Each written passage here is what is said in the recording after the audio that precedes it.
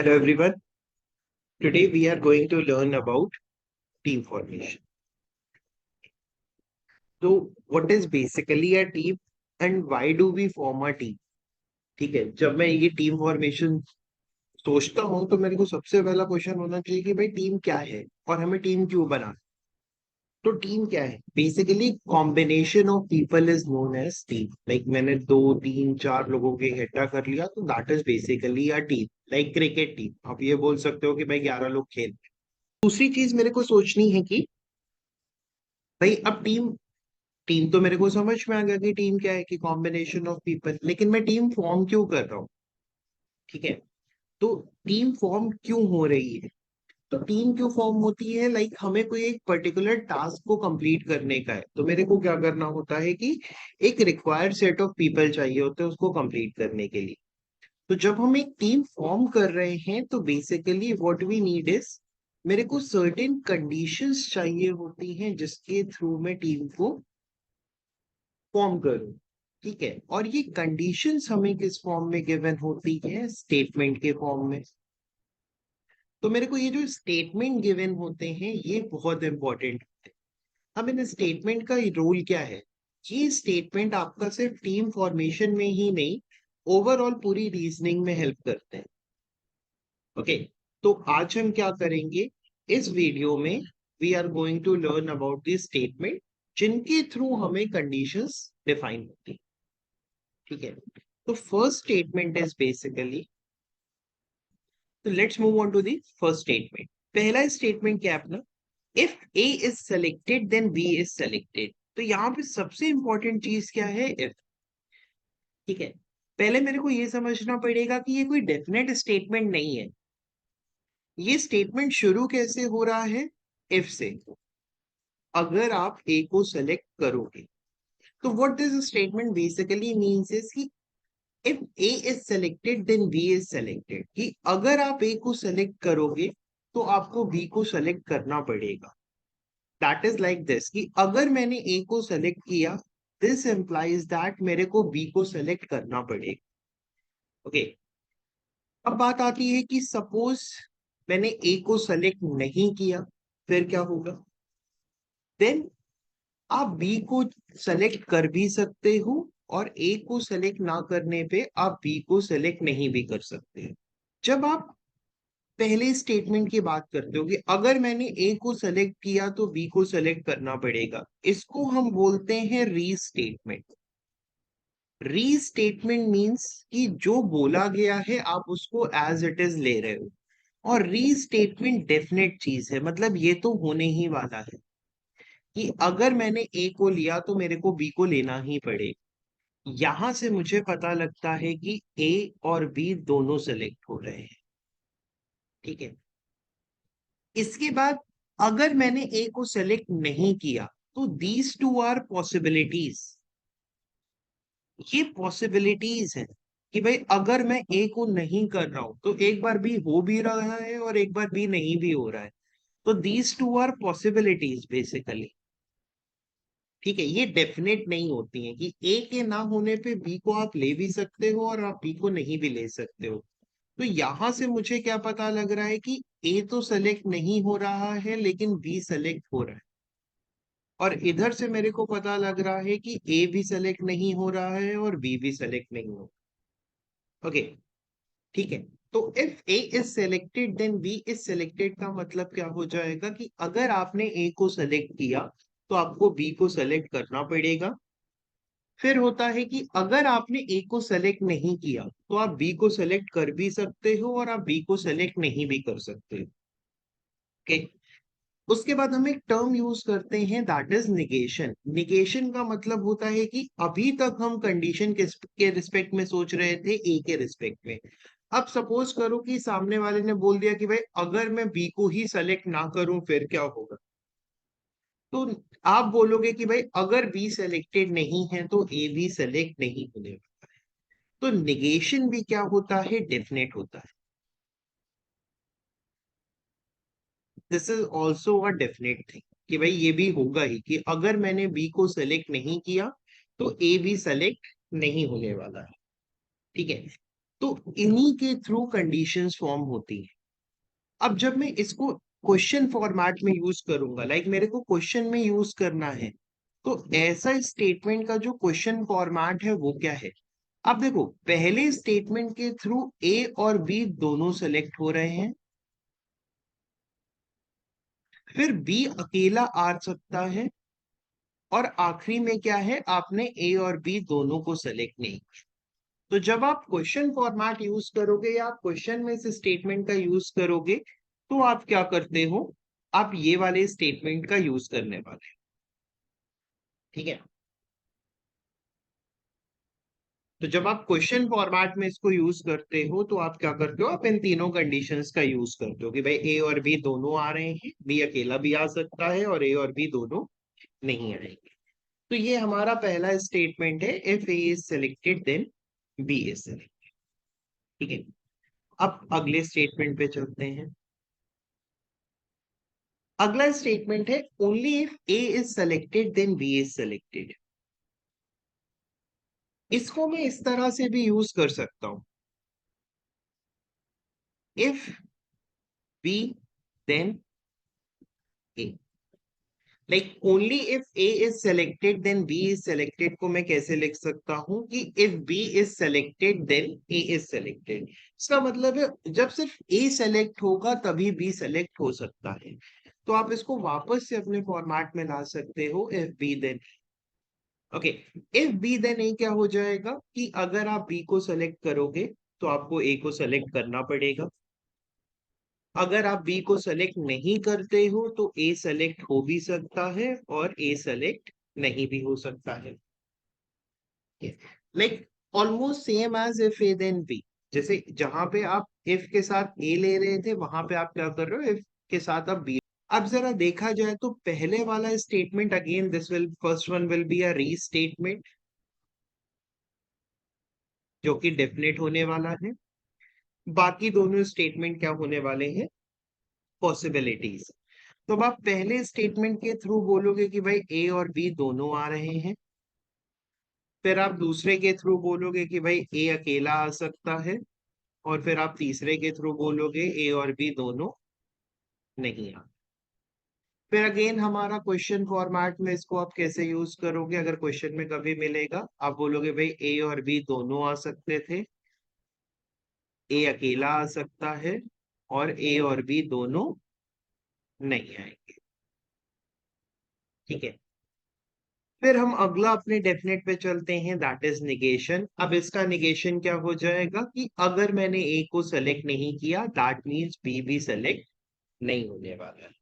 ठीक है, तो only if A then B का मतलब क्या हो जाएगा, इफ बी देन ए। और इफ बी देन ए का मतलब क्या हो जाएगा कि अगर आपने बी को सेलेक्ट किया तो आपको ए को सेलेक्ट करना पड़ेगा। अगर आप बी को सेलेक्ट नहीं करते हो तो ए सेलेक्ट हो भी सकता है और ए सेलेक्ट नहीं भी हो सकता है। और फिर नेगेशन क्या हो जाएगा कि अगर मैंने ए को सेलेक्ट नहीं किया तो मैं बी को भी सेलेक्ट नहीं कर सकता। Let's move on to the next statement. Next statement क्या है, if and only if A is selected then B is selected. देखो, ये बहुत कंफ्यूजिंग स्टेटमेंट लगता है कई लोगों को। कई बार लोग इसको इस तरह से डील करते हैं कि जब सिर्फ और सिर्फ ए सेलेक्ट होगा तो बी सेलेक्ट हो। लाइक मिसकंसेप्शन क्या है, लोग सोचते हैं कि ए होगा और बी होगा, लाइक ए के साथ बी भी हो सकता है, ए अकेला भी हो सकता है, और ए और बी दोनों नहीं हो। Like this is wrong, basically this is wrong. यहाँ पे हम ए को अकेला नहीं ले सकते। ठीक है, लोग इसको ले लेते हैं कि सिर्फ और सिर्फ जब ए होगा तो बी होगा। बट एक्चुअली जो ये स्टेटमेंट है ये दो पार्ट से बना है। पहला है इफ, और दूसरा है ओनली इफ। ठीक है, अब जरा इसको थोड़ा सा ब्रेक करते हैं। पहला पार्ट है इसका basically, if A then B. फिर एंड का मतलब बेसिकली होता है इंटरसेक्शन। एंड हमारा बेसिकली क्या बताता है अपने को, इंटरसेक्शन। और इंटरसेक्शन इसका किसके साथ लेना है, only if A then B. ठीक है, अब देखो, इफ ए देन बी का मतलब क्या है, ये हमने पढ़ा है कि भाई ए और बी दोनों हो सकते हैं, बी अकेला हो सकता है, और ए और बी दोनों नहीं। ठीक है, फिर मुझे इसका इंटरसेक्शन किसके साथ लेना है, only if A then B. Only if A then B क्या हो जाएगा, if B then A. If B then A का मतलब हो जाएगा ए और बी दोनों हो सकते हैं, ए अकेला हो सकता है, और ए और बी दोनों नहीं होंगे। अब जब आप इनका इंटरसेक्शन देखोगे ना, तो आपको इंटरसेक्शन में कॉमन क्या देखने वाला है कि ए और बी दोनों आ रहे हैं, और ए और बी दोनों नहीं आ रहे हैं। ठीक है, तो इफ एंड ओनली इफ का मतलब एक्चुअली ये होता है कि या तो ए और बी दोनों आएंगे, या तो ए और बी दोनों नहीं आएंगे। ठीक है, दैट इज बेसिकली अगर आप ए को ले रहे हो तो बी भी होगा, और अगर आप ए को नहीं ले रहे हो तो बी नहीं है। बेसिकली क्वेश्चन फॉर्मेट मेरा क्या है, या तो ए और बी मेरे को भी दोनों को लेने का है, या मेरे को ए और बी दोनों को नहीं लेने का है। ठीक है, सिंपली मीन्स कि इफ एंड ओनली इफ के साथ या तो सारी कंडीशंस फॉलो करती हैं, या तो कोई भी कंडीशन फॉलो नहीं करती हैं। जस्ट एक एग्जांपल देखते हैं इसके साथ। That is if and only if A gets first rank, B will get second rank. अब देखो, इसके दो ही सिनेरियो। आप ए को फर्स्ट रैंक दोगे, बी को सेकेंड रैंक दोगे, या दूसरा केस आप बनाओगे, आप बोलोगे भाई ए को फर्स्ट रैंक नहीं मिली है और बी को सेकेंड रैंक नहीं मिली है। इनको छोड़ के और कोई केस नहीं होगा। ठीक है, या तो दोनों कंडीशन फॉलो कर रही हैं, या कंडीशंस फॉलो नहीं कर रही हैं। इसीलिए अगर ये मेरे को क्वेश्चन में कभी दिखता है, तो हम इसको हमेशा स्टार्टिंग सेंटेंस की तरह यूज करते हैं। ये बहुत बढ़िया स्टार्टिंग स्टेटमेंट हो सकता है क्वेश्चन में, अगर ये प्रेजेंट है तो, बिकॉज ये क्वेश्चन को सीधे दो पार्ट में डिवाइड करता है। ठीक है, तो if and only if A is selected then B is selected का मतलब क्या हो जाएगा, कि या तो ए और बी दोनों आ रहे हैं, या ए और बी दोनों नहीं आ रहे हैं। ठीक है, या either all the conditions follow और नन विल फॉलो। चलो, let's move on to the next. Next statement क्या है, unless A is selected then B is selected. देखिए, unless is basically means if. जहां भी मेरे को अनलेस मिलेगा, वहां मैं किस चीज से रिप्लेस कर दूंगा, इफ। तो बेसिकली ये स्टेटमेंट क्या लिखा है, if A is not selected then B is selected. ठीक है, अगर आप ए को सेलेक्ट नहीं करते हो, तो आपको बी को सेलेक्ट करना पड़ेगा। अगर आप ए को सेलेक्ट नहीं करते हो, तो आपको बी को सेलेक्ट करना पड़ेगा। अगर आप ए को सेलेक्ट करते हो, तो आप बी को सेलेक्ट कर भी सकते हो, और आप बी को सेलेक्ट नहीं भी कर सकते हो।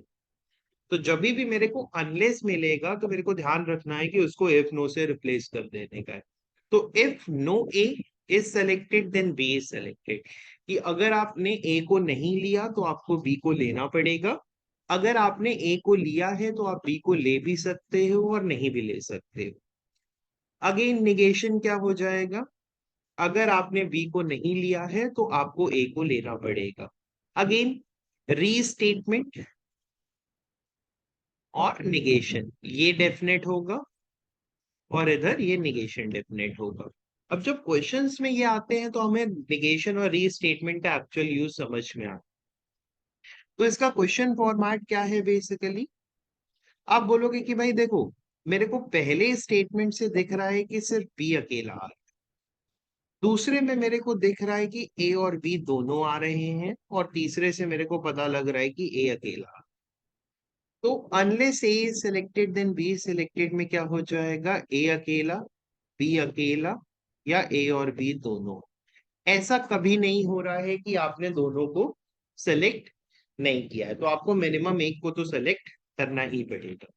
ठीक है, this is basically unless A is selected then B is selected. अब इसके साथ एक जो कंफ्यूजन होता है, वो होता है ये, if A then no B. लोगों को लगता है कि ये भी सेम है, कि if no A then B is not same as if A then no. If A then no B का मतलब होता है कि A and B are not selected together.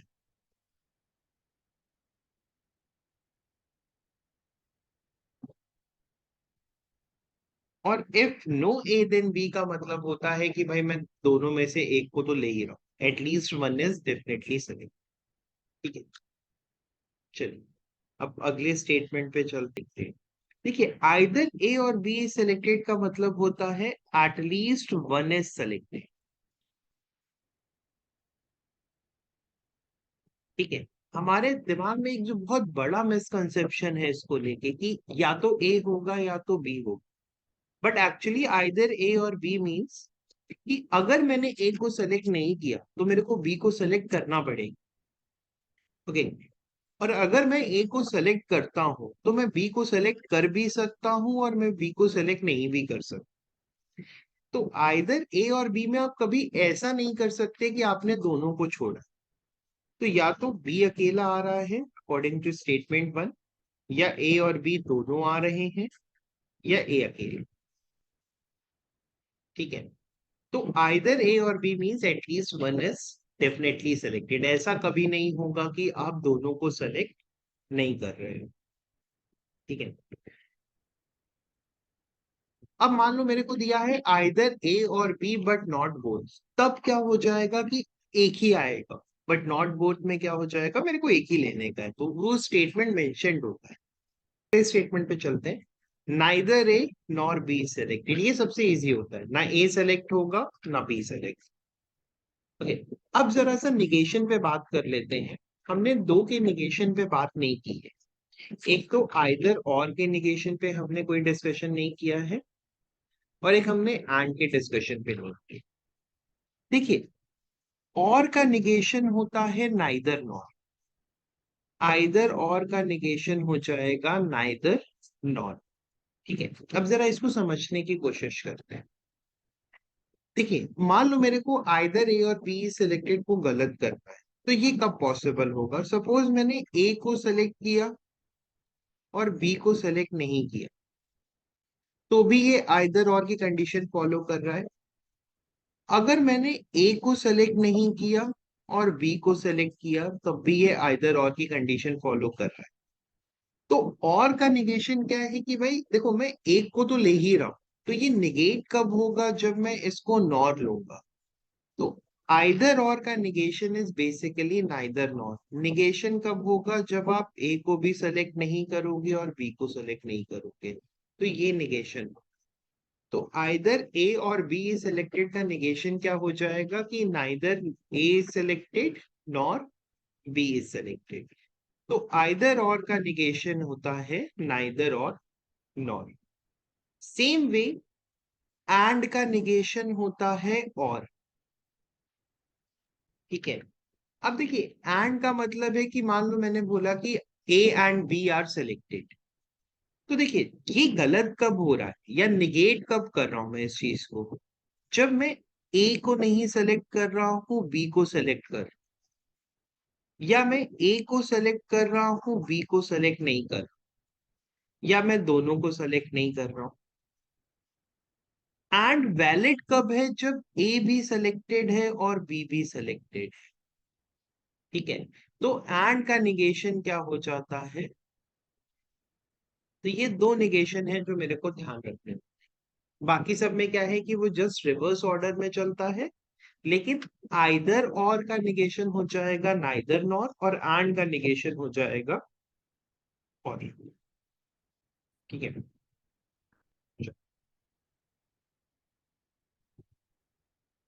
तो these all are the statements. जो ये पांच छह स्टेटमेंट है, इन्हीं के अराउंड आपका टीम फॉर्मेशन रिवॉल्व करता है। Maybe combination of two, maybe combination of certain condition, एक से ज्यादा स्टेटमेंट यूज हो रहे हैं। ठीक है, नेक्स्ट वीडियो में हम ये देखेंगे कि टीमें फॉर्म कैसे करनी है, टीम की काउंटिंग किस तरह से करनी है, एंड कुछ क्वेश्चन सॉल्व करेंगे।